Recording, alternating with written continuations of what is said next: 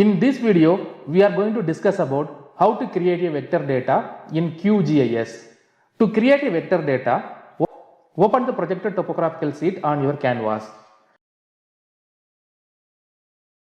Then click on Layers on menu bar, followed by a click on Create Layers. Then click on New Shapefile Layers. Now we can see a pop-up window. On it, click on Browse button located at the right side of file name.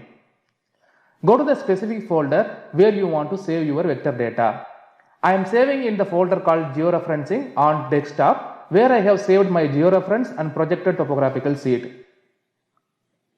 I am giving imp_places as file name, as I am going to digitize important places on the topographical sheet using point vector data. Note that the file is saving in .shp format, which is Shapefile format. Let the file encoding as default. Click on the drop down icon of geometry type. Here we can see point, multi-point, line and polygon. Click on point. Make sure additional dimension is none. Then select CRS button and type UTM43N on the filter.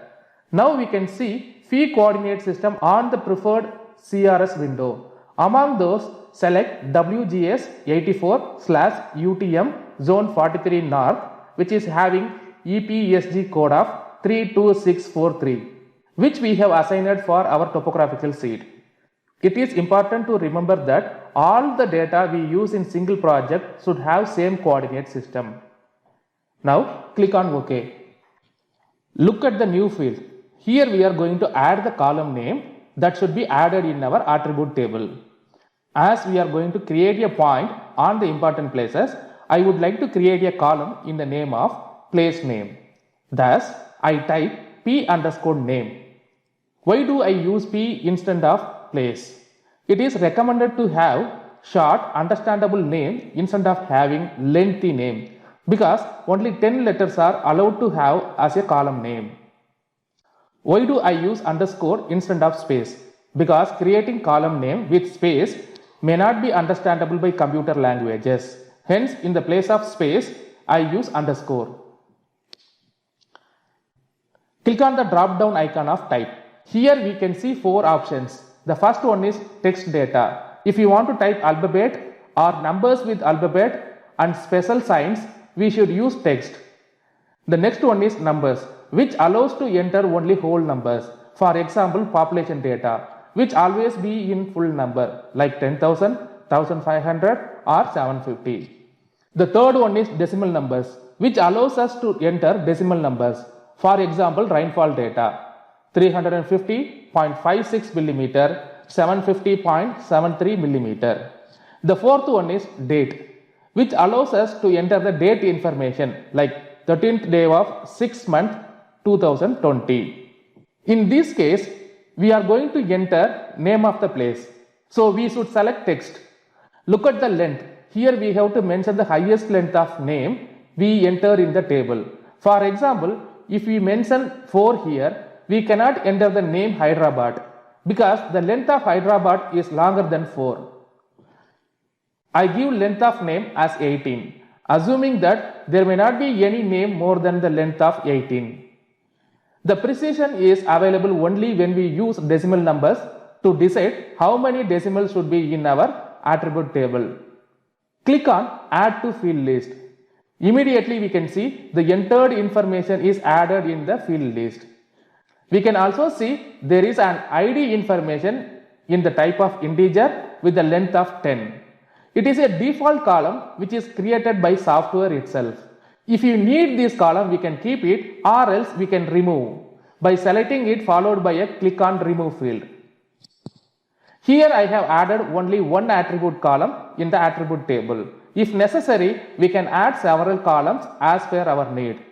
We can also add or edit or delete columns in the attribute table in the later stage. Now click on OK on New Shapefile Layer window. Now we can see a point vector layer is added in the layer panel on top of the topographical sheet. See the name important places, which we have assigned at the time of saving vector data. The dot left side of name indicates type of data, which is point in this case. The checkbox in the left side of the data helps us to hide or unhide the data on canvas. As we have not created any data in important places, click on checkbox of Pro Image to understand how it works. Right click on important places and click on Open Attribute Table. Here we can see two column names such as ID and name. Remember, these names we have assigned at the time of layer creation. Close the attribute table and right click on vector layer and click on properties. Click on the information tab and confirm the projected coordinate system of data. By seeing this, we can understand the coordinate reference system is EPSG colon 32643 WGS 84 UTM zone 43 north projected. By seeing the coordinate system, we can understand the data is having correct projected coordinate system. Then close the window. Now zoom and pan the place that you want to digitize or where you want to create the point on the topographical sheet.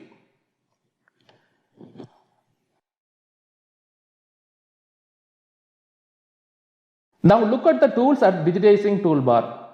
Except angle editing tool, all other tools are hidden. These tools will be activated only when we activate toggle editing tool.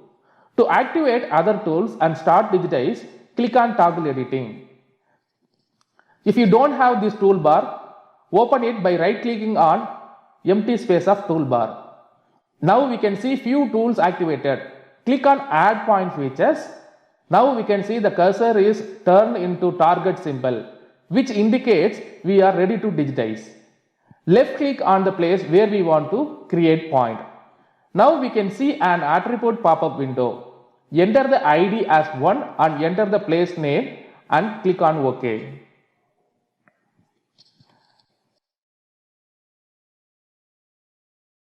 Now right click on the important places in layer panel and click on Open Attribute Table.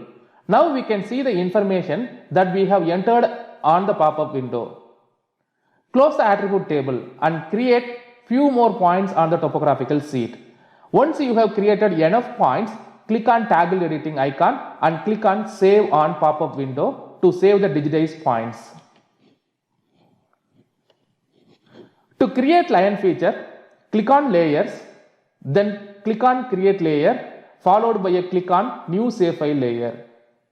Click on the browse button on the file name and save the file with a specific name. In my case, I am saving in the name of rail_road. In geometry type, select line. In select CRS, select our coordinate system from recently used coordinate system. Click on OK. Enter the name as root_name. Type is going to be text data and the length is 80. Then click on add to field list and followed by a click on OK. Now we can see a new layer is added in our layer panel. Click on the railroad on layer panel and click on toggle editing. Now we can see that the tool which was add point features earlier turned as add line features. Now click on the point feature in layer panel and see the button. Now it is turned into point. It is clear that the digitizing button is changing based on the layer type we select in layer panel. Now click on railroad and click on toggle editing. Click on add line features and start to digitize railway road on the topographical sheet. Every single left click on the mouse creates a vertex. Keep moving by clicking left on your mouse. To move the image on the canvas, use the arrow keys on the keyboards. If you digitize wrongly and want to go back, click on backspace on the keyboard. Use wheel on the mouse to zoom or zoom out while digitizing.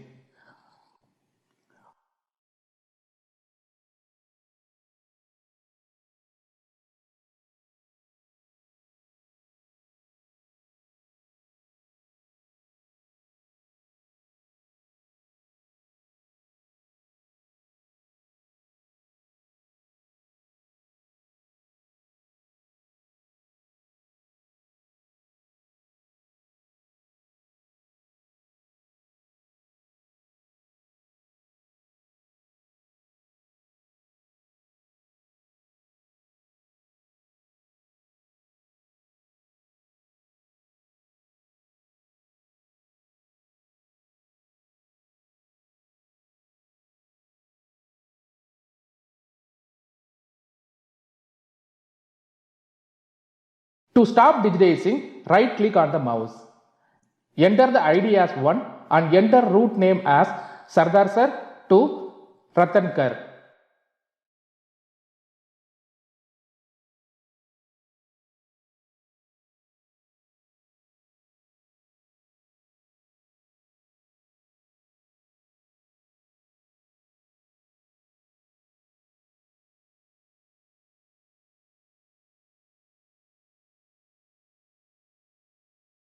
And click on OK. Now hide the topographical sheet from canvas and see the digitized point and railroad. Click on toggle editing to stop digitizing.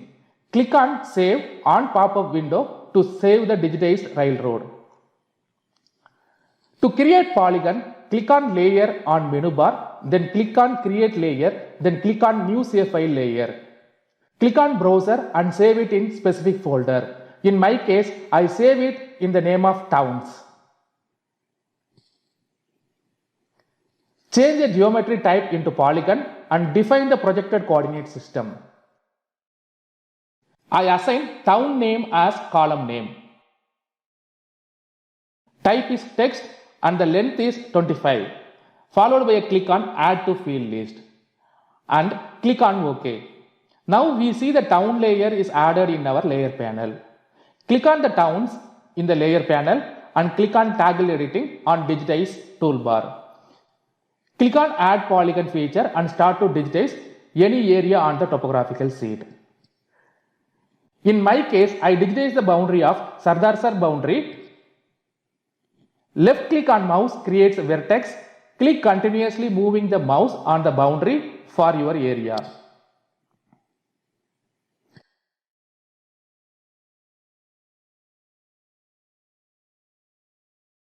Once you have reached origin point, right click on mouse to stop digitizing. On the pop-up window, enter 1 as ID and name of the area in town name, followed by a click on OK. If you want to digitize other areas, use pan and zoom or zoom out to move to other areas. Then click on add polygon feature and start to digitize. Click on toggle editing and save the digitized polygon. If you want to digitize point or line, click on the feature in layer panel, followed by a click on toggle editing on digitizer toolbar. Digitize as much as point, line and polygon on the topographical sheet and get familiar with the process of digitizing. Once you have finished the digitization, click on the project on menu bar and click on save. In the pop-up window, select your folder and save with specific name. In my case, I save in the name of my first project.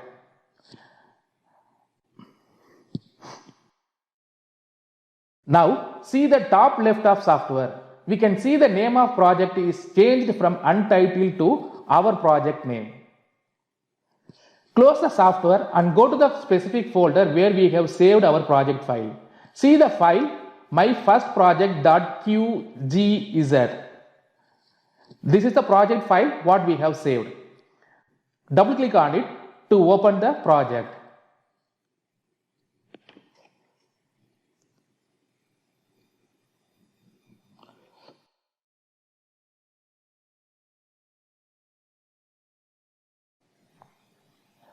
Digitize few polygons on your topographical sheet.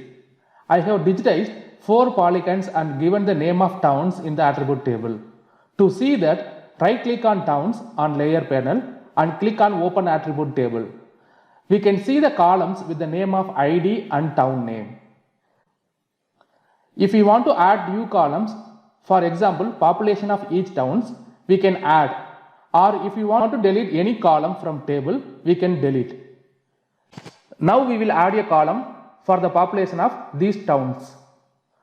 To add a new column, we have to use new field tool on toolbar, but it is not activated now. To activate this tool, we have to click on toggle editing mode, then click on new field tool. Now we can see a pop-up window on the screen. On the name field, write the column name. In this case, it is population. If you want to write any command on the column name, we can write on the command, or else we can leave empty. Select the type as whole number, as it is going to be population numbers. Define the length of your data. In this case, I give 8, followed by a click on OK. Now we can see a new column is added in the table. To enter the information in the cells, just double click on it and enter the numbers. The cells can be editable when toggle editing mode is activated. For the training purpose, I just type few random numbers in the population column as 2550, 1578, 3247 and 1498. Now click on toggle editing tool and click on save on the pop-up window. To delete a column, we should use delete field tool. Now it is not activated. To activate, click on toggle editing tool. Now we can see delete field tool is activated. Click on it. We can see a pop-up window. Select the field that we want to delete.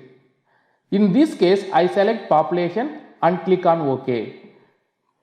Now we can see the population column is deleted from attribute table. Click on toggle editing tool and click on save on pop-up window. Add few columns and delete it for your practice. Use the available tools on the toolbar and practice. We will discuss about few more important tools in the attribute table later.